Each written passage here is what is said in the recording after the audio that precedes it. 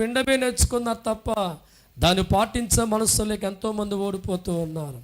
ఎందరో జీవితాలు దేవుడు చెప్పింది విని వదిలిపెట్టే వ్యక్తులుగా ఉండడం వల్ల, అనుసరించే మనసు వారికి లేకపోవడం వల్ల వారాలు గడుపుతున్న వారి జీవితాల్లో కార్యం జరగటాల, వారాలు గడుపుతున్న వారి బతుకులో మార్పు రాటాల.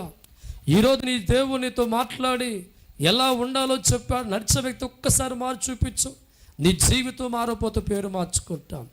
దేవుడు చెప్పింది వినడమే కాకుండా దాన్ని పాటించే భక్తులు మన జీవితాలు మారాలి.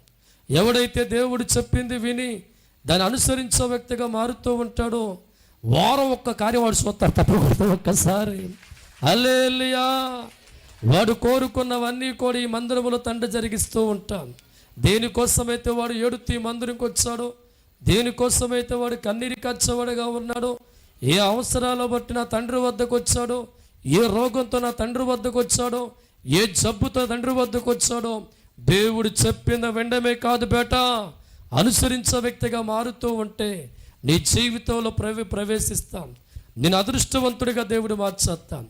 నీ జీవితంలో ఉన్న రోగాలు, జబ్బులు, అప్పులు, బాధలు నువ్వు దేవుడి మాట వినడమే ఆగిపోకుండా నా తండ్రి ఏం చెప్పాడు, ఎలా నడవమని చెప్పాడు, దేన్ని అనుసరించమని చెప్పాడని చెప్పి దేవుడి మాట విన్న నీవు అనుసరించే వ్యక్తిగా నువ్వు క్యారెక్టర్ మార్చుకుంటూ ఉంటే జీవితాన్ని దేవుడు మార్చుకెళ్ళిపోతూ ఉంటాం.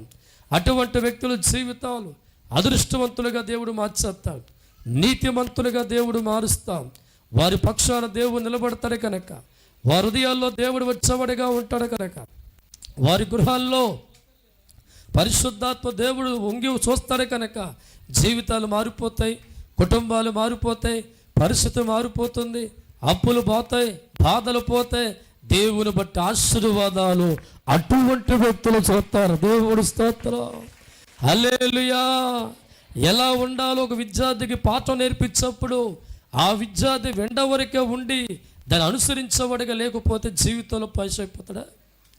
ప్రతిరోజు స్కూల్కి వెళ్ళినంత మాత్రాన, ప్రతిరోజు విన్నంత మాత్రాన చెప్పింది చేయకుండా ఉంటే విద్యార్థి పాస్ అవుతాడా?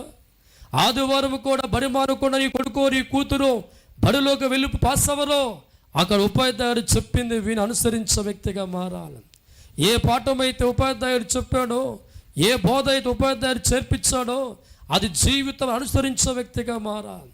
దేన్నైతే ఆ టీచర్ నేర్పిస్తుందో దాన్ని అనుసరించేవాడిగా మారకుండా ప్రతిరోజు బడికెళ్ళి వచ్చేంత మాత్రాన ఎగ్జామ్లో మాత్రం గుడ్డు సున్నా వస్తే దేవుడు స్తోత్రం.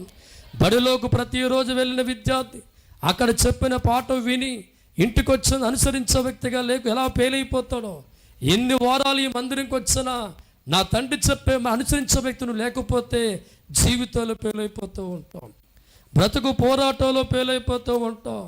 నువ్వు అనుకుంటూ ఉంటావు అయ్యగారులో ఉండి దేవుడు 7 వారాలు చెప్పాడు, ఇంకా నా కార్యం అవలేదంటే నువ్వు విన్నావంతే, పాటించలా, నువ్వు విన్నావంతే. నా తండ్రి చెప్తున్న ప్రతి మాట విన్నావు తప్ప ఆయన చెప్పింది నువ్వు చేస్తలేదు, ఆయన చెప్పింది చేసే వ్యక్తిగా ఉండలేదు. దేవుడు నీకేది ప్రవచించి మాట్లాడాడో, నా తండ్రి ఏది నీకు చెప్పాడో ఆ రీతిగా జీవితాన్ని మార్చుకొని, ఆ రీతిగా బుద్ధులు మార్చుకొని, ఆ రీతిగా అలవాట్లు మార్చుకొని ఆయన చెప్పినట్లుగా అనుసరించే వ్యక్తిగా ఉంటే ఇంతవరకు నీ కార్యాలాగో టపా టపా దేవుడు చేసుకుంటూ ఎప్పుడో వెళ్ళిపోయి తప్పకూడదు. ఒక్కసారి హల్లెలూయా. ప్రతిరోజు కూడా మన జీవితాల్లో దేవుడు మాట్లాడుతున్నప్పుడు, ప్రవచనాలతో వాగ్దానంతో దేవుడు మనతో మాట్లాడుతున్నప్పుడు వినడమే ఆగిపోయే వ్యక్తిగా ఉంటే జీవితంలో పేలైపోతావు. ఏది చెప్పాడు శ్రద్ధగా వినాలా. నీ దేవుడు నీకు ఏది చెప్పాడో శ్రద్ధగా విన్న నీవు దాన్ని చేయడానికి ప్రయత్నం చేసే వ్యక్తిగా మారాలి, దాన్ని అమలు చేసే ప్రయత్నం చేసే వ్యక్తిగా మారాలి, అనుసరించే వ్యక్తిగా నీ జీవితాన్ని మార్చుకోవాలి. అప్పుడే వారి జీవితాలు నీతిమంతులుగా ఎంచబడుతూ ఉంటాయి. నీతిమంతుడిగా దేవుడు తీర్పు తీర్చినప్పుడు At heart, Windows is built to reimagine. ఆకలితో దేవుడు ఉంచుతాడా? పేదరికంలో దేవుడు ఉంచుతాడా? గొడ్డుమోతుగా దేవుడు ఉంచుతాడా? అప్పుల్లో జబ్బుల్లో దేవుడు ఉంచుతాడంటే ఉంచడు. దైవజనమా, ఎవడైతే దేవుడు చెప్పిందో వింటాడో వాడు చేసి అమలు చేసేవాడిగా మారుతూ ఉంటాడో వాడు పక్క చుట్టాలు బంధువులు రాకపోవచ్చేమో కానీ ఎవరు వస్తే జీవితం మారిపోతాం, ఎవరు వస్తే రోగాలు పరిగెడతాయో, ఎవరు వస్తే జబ్బులు పారిపోతాయో, ఎవరు వస్తే సాతాను ఉక్త పోసుకుంటాయో, ఎవరు వస్తే పేదవాడు గొప్పవాడిగా మారిపోతాడో, ఆ దేవుడు వాడితోనే వాళ్ళతోనే కొలువై ఉండిపోతాడు. దేవుడి స్తోత్రం, హల్లెలూయా. ఈ దినాలు ఎంతో మంది క్రైస్తవులు ప్రతి దినము కూడా దేవుడు మాట వింటున్నారు తప్ప అనుసరించే జీవితాలు వారికి లేకపోవడం వల్ల అనుకున్న కార్యాలు వారు సాధించలేకపోతున్నారు, అనుకున్న మేలు వారు పొందుకోలేకపోతున్నారు. దేవుడు చెప్పింది విన్నాం, అక్కడ తాగుపోమాక, ఆయన ఏది చెప్పాడో పాటించే వ్యక్తిగా ఉండు. ఈరోజు నీ కొడుకో నీ కూతురు లక్షలాది రూపాయలు ఖర్చు పెట్టి కాలేజీలో జాయిన్ చేసి వాడు సంవత్సరంలో ఫెయిల్ అయిపోతే ఏడుతో కారణం వాడు ప్రతిరోజు కాలేజీకి వెళ్తున్నాడుగా. ప్రతిరోజు ఉదయం లేచి 4 లేచి వాడు కూర అన్నం వండి కరెంట్ పంపించాడు. ఎందుకు ఫెయిల్ అయిపోయి ఆలోచన చేస్తే ఒకటే దైవజనమా, వాడు వెళ్ళి రావడమే నేర్చుకోడు తప్ప అనుసరించే విద్యార్థిగా వాళ్ళు లేడు. టీచర్ చెప్పింది విన్నాడు తప్ప జీవితాల్లో ప్రాక్టికల్గా మార్చుకోలేదు. సార్ చెప్పింది విన్నాడు తప్ప అది ప్రాక్టికల్గా మార్చుకోలేదు. కాబట్టి ఆదివారం కూడా కాలేజీ మానుకుండా వెళ్ళేవాడు బతుకు ఎగ్జామ్లో ఫెయిల్ అయిపోయింది. దేవుడి స్తోత్రం. క్రైస్తవుడా, దేవుడు నమ్ముకున్నవాడా, వింటే చాలదురా, అనుసరించాల దేవుడి మాట. వింటే చాలదు.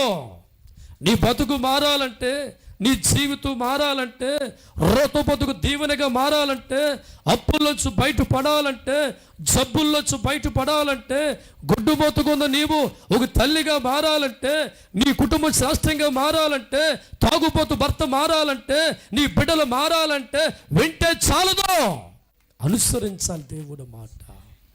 ఏదైతే దేవుడు నీకు చెప్పాడో దాన్ని అనుసరించే బతుకు నీకు లేనంతకాలం కూడా చచ్చిన జీవితంలో ఆనందం నీకు రాదండి. చచ్చినను మేలు చూడ. ఎందుకంటే ఏ మేలు జరగాలన్నా, మనిషికి సంతోషం రావాలన్నా, మనిషి మారాలన్నా ఆయన చేతుల్లో ఉందన్నీ కూడా తప్పకూడదా ఒక్కసారి. హల్లెలూయా. ఆ దేవుడు పలుకుతున్న మాట, ధర్మశాస్త్రం విన్నవారు నీతిమంతులు ఎంచబడరు కానీ ధర్మశాస్త్రం విని దాన్ని అనుసరించే ప్రవర్తన ఎవడు కలిగి ఉంటాడో దేవుడు చెప్తున్న మాట ఏంటది నీతిమంతులు. దేవుడు స్తోత్రం. యాకోబు రాసిన గ్రంథము 22వ వచనం ధ్యానం చేసుకుందాం. దేవుడి సన్నిధిలో మాటలు విని వదిలిపెట్టే వ్యక్తిగా ఉంటే నీ జీవితం నువ్వే మోసం చేసుకుంటున్నావంట. చాలా సందర్భాల్లో అమ్మ నాన్న పిల్లలు మోసం చేస్తూ ఉంటారు. అమాయకులుగా తల్లిదండ్రులు ఉండి ₹1,00,000 కాలేజీకి పంపించి ఉదయాన్నే 3 గంటలకు లేచి ఆ ప్రార్థనకి లేక వంటకు లెగిస్తాంలే మనం. అమ్మా ప్రార్థనకి అయితే ఎంత బతకో మనకే. అదే నీ కూతురు నీ కొడుకు 4 గంటల బస్సు అయితే మట్టిగా 2:30కి లేచిపోతాం, చక్కన కూర వండేస్తాం, అన్నం వండేస్తాం, ఆడికి వేడి నీళ్ళు పెడతాం. మరి దేవుడు పోతే మనం లెగలేము, దాన్ని లెగిస్తాం. దేవుడి స్తోత్రం.